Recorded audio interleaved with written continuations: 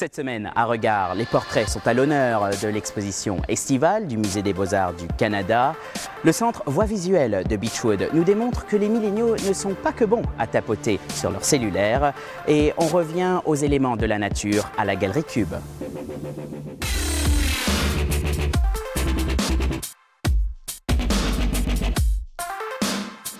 Bonjour et bienvenue à Regard. Regard était jeudi dernier au Musée des Beaux-Arts du Canada pour le lancement de l'expo sur les œuvres d'une femme à la carrière impressionnante.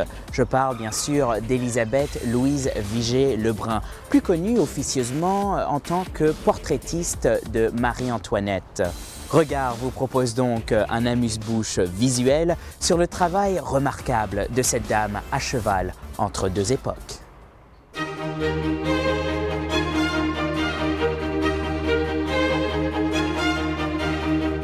Bienvenue dans un monde d'élégance majestueuse, de rhétorique raffinée et de poses cérémonielles.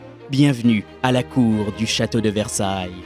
Nous sommes sous le règne du roi Louis XVI et de la reine Marie-Antoinette, et c'est par une immersion dans la Galerie des Glaces et du Petit Trianon que le Musée des Beaux-Arts du Canada vous fait voyager dans le temps et vous accueille dans l'univers de la portraitiste Élisabeth Louise Vigée-Lebrun. Longtemps méconnue par le grand public et délaissée par les experts, elle a récemment retrouvé sa gloire cet automne passé à Paris lors de sa première rétrospective en 200 ans. Ces portraits, dont certains n'ont jamais quitté la France, dévoilent pourtant une incroyable maîtrise du pinceau et de la palette et sont signés d'un éclairage particulièrement vif et réussi.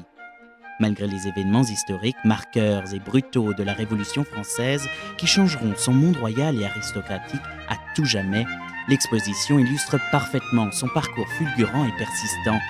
Des salles bleutées par sa protection royale aux salles rouges sanguins de son exil, pour se terminer par la grisaille mélancolique de son retour en France et découvrir une France qui lui est complètement étrangère. Des activités pédagogiques et de jeunesse sont également prévues pour approfondir votre compréhension et séduire les plus petits.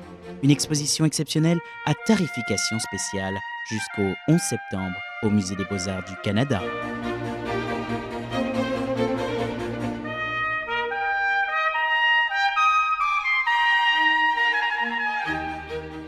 Aussi talentueux que Vigée-Lebrun et ses portraits sont les milléniaux et leurs électroniques. Regard a donc visité l'expo Voix Jeunes Talents au centre Voix Visuelle pour vous offrir un regard sur cette génération Y, la génération numérique.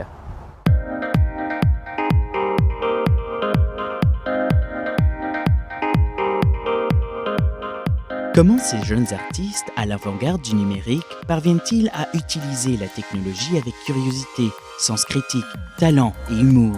Comment gèrent-ils les frontières du réel, du virtuel et ses déclinaisons ? C'est avec cette problématique en tête que l'on apprécie alors le vaste thème du numérique. Un monde si vaste que les possibilités en sont infinies.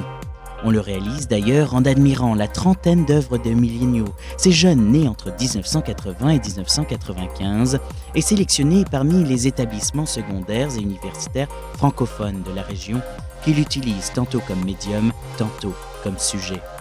Cette troisième édition du projet Voix Jeunes Talents est le fruit de la jeune et prometteuse commissaire Diana Ouvrard qui ne put qu'exprimer sa fierté envers sa première exposition et le travail de nos jeunes locaux.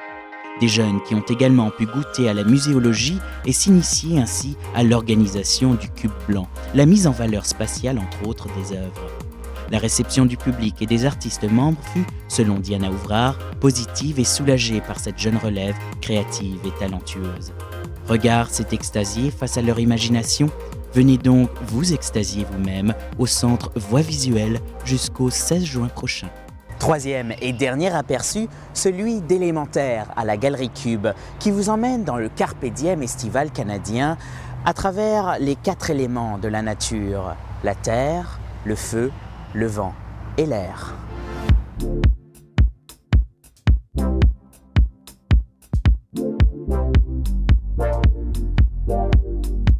Sérénité, paix intérieure, joie de vivre, voire même hipster.